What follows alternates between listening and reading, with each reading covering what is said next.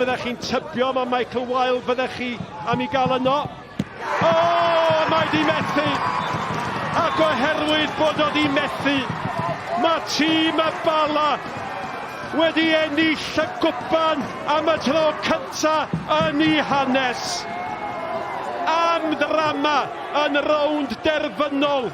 Gwpan Nathaniel 2022-23. Y tîm ath mewn ar yr egwyl a'i calonnau wedi torri yn gwybod bod rhaid nhw chwarae'r ail hanner efo 10 dyn. Ond nhw enillodd yr ail hanner heb unrhyw amheuaeth. A Bala sydd wedi ennill y gêm ac yn ei chanol i, Lysana Mendes fydd yn diolch yn fwy na neb.